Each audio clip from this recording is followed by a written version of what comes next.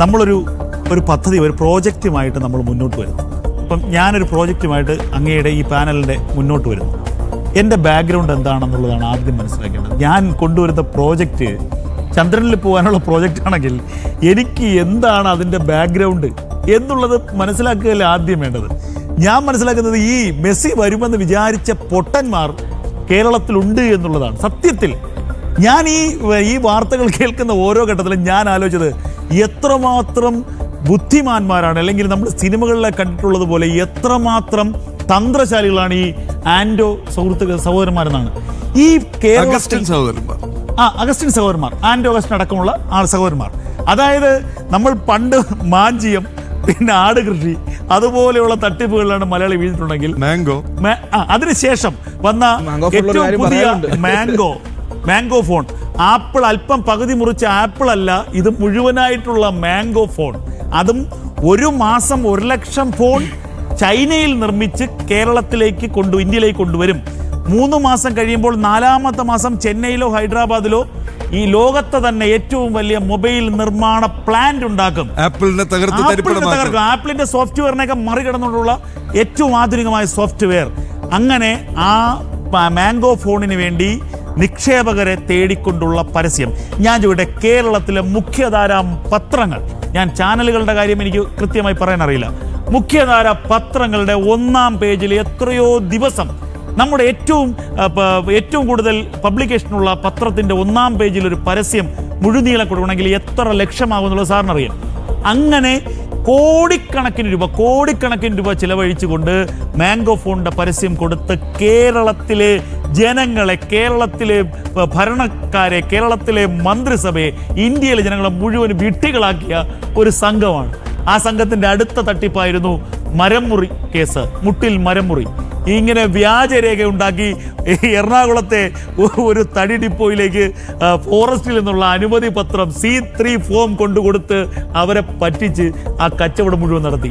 ഇങ്ങനെയുള്ള ഒരു ടീം ഇത്തരം ഒരു പദ്ധതിയുമായി വരുമ്പോൾ ഞാൻ മനസ്സിലാക്കില്ല, ഞാനല്ല, കേരളത്തിൽ അരിയാഹാരം കഴിക്കുന്ന ഏതെങ്കിലും സാമാന്യ ബോധം നശിച്ചിട്ടില്ലാത്ത ഒരാൾ രണ്ടാമത് ചിന്തിക്കും ഇവന്മാരുടെ തട്ടിപ്പല്ലേ എടുത്തത്. അല്ല, ഇത് തട്ടിപ്പുകാർ തിരിച്ചറിഞ്ഞിട്ടും അവർക്ക് കൊടുക്കുന്നൊരു കാരണം ആ തട്ടിപ്പുകാർ നടത്തിയാലേ ഇവർക്ക് എന്തെങ്കിലും സ്വന്തം. അതിനോട് ഞാൻ പറയുന്ന കാര്യം, ഇത് അങ്ങനെ തട്ടിപ്പിലേക്കല്ല പറയുന്നത്. ഇവിടെ മുഖ്യമന്ത്രിയാണ് ഇതിനകത്ത് ഈ പ്രശാന്ത് റിപ്പോർട്ടിലൂടെ ഇതിലേക്ക് വരുന്ന ഒരു പുതിയ വ്യക്തി. ഇതുവരെ മുഖ്യമന്ത്രിയുടെ പ്രസൻസ് നേരത്തെ ഉണ്ടെങ്കിൽ പോലും കൃത്യത നമുക്കില്ലായിരുന്നു. മുഖ്യമന്ത്രി ഒരു ഇത് നടത്തിയത്. ഞാൻ ഇതിൽ മനസ്സിലാക്കുന്നത് എന്താ അറിയോ, ഇത് സ്വർണ്ണക്കൊള്ള കേസിന് സമാനമായ, മാസപ്പടി കേസിന് സമാനമായ മറ്റൊരു വലിയ അഴിമതി ആണ് എന്നാണ് ഞാൻ പറയുന്നത്. കാരണം മുഖ്യമന്ത്രി എന്ന പിണറായി വിജയന്റെ ആ ബിംബത്തെ നിർത്തിക്കൊണ്ട് അതിൻ്റെ പിന്നിൽ കളിക്കുന്ന ആരാണെന്ന് നമുക്ക് കൃത്യമായി അറിയാം. സാമ്പത്തിക ഇടപാടിന് വേണ്ടി കളിക്കുന്ന ആരാണെന്നറിയാം. അത്തരം ആളുകളുടെ ഒരു കളിയാണിത്. കാരണം ഇത്തരമൊരു തട്ടിപ്പ് നടത്തണമെങ്കിൽ മാംഗോ ഫോൺ പോലെയോ മുട്ടിൽ മരമുറി പോലെയോ ഇതിൽ നിന്ന് രക്ഷപ്പെടാൻ കഴിയില്ല എന്ന് ഈ അഗസ്റ്റിൻ സഹോദരന്മാർക്കും ആൻഡോയ്ക്ക് പ്രത്യേകിച്ചറിയാം. കാരണം ഇതിന് ഭരണകൂടത്തിൻ്റെ പിന്തുണ ആവശ്യമാണ്. മാംഗോ ഫോൺ പുള്ളിയുടെ ഒരു സ്വകാര്യ പദ്ധതിയാണ്. മുട്ടിൽ മരമുറി തട്ടിപ്പെന്ന് പറയുന്ന ഒരു വ്യക്തി നടത്തിയതാണ്. പക്ഷേ ഇത് അങ്ങനെയല്ല. ഇതിനൊരു ഭരണകൂടത്തിൻ്റെ പിന്തുണ വേണം.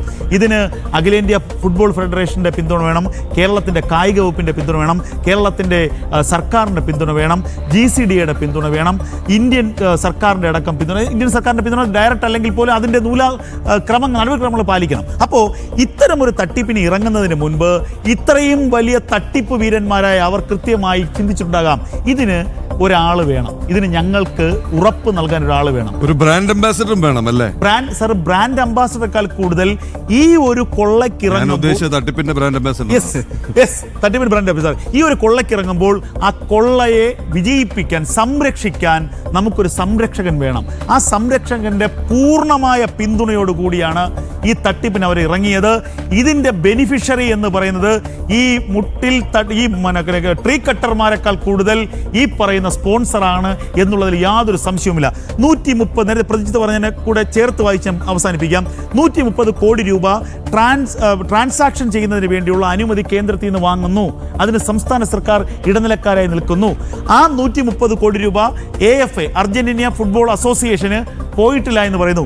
പക്ഷേ പോകണ്ട, കൊടുക്കാനായി വേണ്ടി ആയിരുന്നില്ല ഈ ട്രാൻസാക്ഷന്റെ അനുമതി വാങ്ങിയത്. ഈ പണം കള്ളപ്പണം വെളുപ്പിച്ചെടുത്തു. ഇതിന്റെ വലിയൊരു പങ്ക് ആരിലേക്ക് പോയി? അതാണ് ചോദ്യം. ഇവിടെ മെസ്സി വരില്ല എന്ന് ആൻഡോ അഗസ്റ്റിനും ഈ മറ്റു 2 സഹോദരന്മാർക്കും പൂർണ്ണമായി ബോധ്യമുണ്ടായിരുന്നു. അവരോടൊപ്പമുള്ളവർക്കും അറിയായിരുന്നു. ഇത് വിശ്വസിച്ച കുറെ പൊട്ടന്മാരാണ് കേരളത്തിലുണ്ട് എന്നുള്ളത് ഞാൻ വീണ്ടും പറയുന്നു. ഇത് വിശ്വസിച്ച കുറെ മാധ്യമങ്ങളാണുള്ളത്. അതുകൊണ്ട് തന്നെ ഈ തട്ടിപ്പ് കഴിഞ്ഞ ശേഷം എന്താ പറഞ്ഞത്? മിസ്റ്റർ മെസ്സി, ആൻഡ്രോയുടെ ആ ചരിത്രപരമായ വാക്കാണ്, മിസ്റ്റർ മെസ്സി, നിങ്ങൾ കളിക്കുന്നത് ആരോടെന്ന് ഓർക്കണം. നിങ്ങൾ നിങ്ങളുടെ എഗ്രിമെന്റ് പാലിച്ചില്ലെങ്കിൽ ഇന്ത്യയിൽ കാലുകുത്താൻ ഞങ്ങൾ അനുവദിക്കില്ല. ആരോടാ പറയുന്നത്? ഇത് പണ്ട് മിസ്റ്റർ ബുഷ് നിങ്ങൾ പിണറായിയെ തകർക്കാൻ വേണ്ടി തുറന്നു വച്ചിരിക്കുന്ന ആ യന്ത്രം ഓഫ് ചെയ്യുക, അല്ലെങ്കിൽ രാജ്യത്തെ കമ്മ്യൂണിസ്റ്റ് പ്രസ്ഥാനത്തിന്റെ കരുത്തെന്തെന്ന് നിങ്ങൾ അറിയാം. ആരോട്?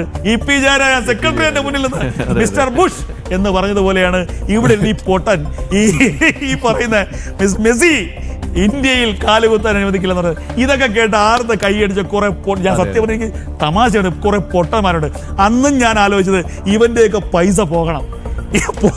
പോയവന്മാരുടെ മുഴുവൻ പൈസയും വേണം. അടുത്തൊരു തട്ടിപ്പുമായി ആൻഡോ വീണ്ടും വരും തട്ടിപ്പിലും വീഴും. ഈ സംസ്ഥാന അബ്ദുറഹ്മാന്റെ പണം പോയെങ്കിലോ എനിക്ക് സംശയമുള്ളൂ. കാരണം അബ്ദുറഹ്മാൻ ഇങ്ങോട്ട് കിട്ടുന്നതിനേക്കാൾ കൂടുതൽ അബ്ദുറഹ്മാൻ പോയി കാണാനാണ് സാധ്യത. കാരണം ഒരു ഇൻവെസ്റ്റ്മെന്റ് ആണല്ലോ, അതിനാണ് കൂടുതൽ സാധ്യത.